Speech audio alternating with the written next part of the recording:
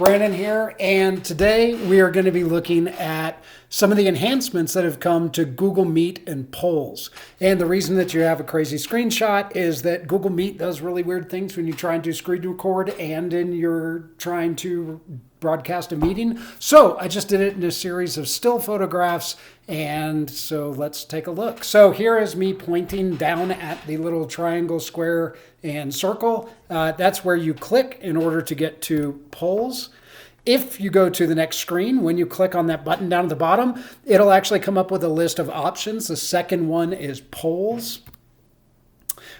This is what comes up when you click on polls. You click the start a poll button, and then here at the end, it brings up the ability to actually write the question and the answers, and then the people that are part of the meet can actually vote on the answers that you have. Now, you can run multiple polls. So you can do it during the meeting.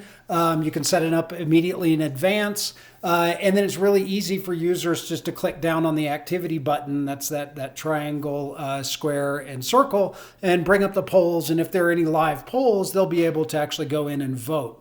Now, what's become even better over time has been the way in which Google's providing that information. So if I close out of here is a spreadsheet that was shared with me by Google after the meeting, after I had run a poll last week as a test. So if you're not familiar with, if you've done like a recorded meeting or something like that, Google will send you an email that actually has like the file to the video. Well, in this case, if you run a poll after the meeting has closed down, Google will send you an email with a link to a sheet that has all of the poll results that came in during your meeting. So the first sheet is called All Polls. It just lists the ones that you have. So I ran one called Test 1.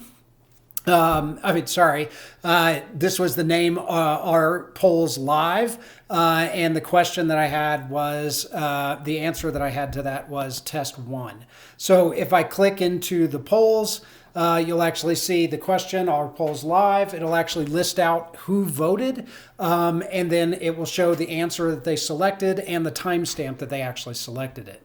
And then as a really helpful just kind of summary, the last sheet in there actually shows all of the answers with the total vote counts on it. So you can get some really granular information on who voted and how, but you can also get some really great summary information. And I think the reason that I really like this is that chats are awesome. Chats, there's always like two meetings now. There's the primary meeting in the video, and then there's kind of like the sub meeting where everything gets taken care of in the chats going back and forth. And with the addition of emojis and chats and stuff like that, it's become really cool to actually have the back and forth in the chat.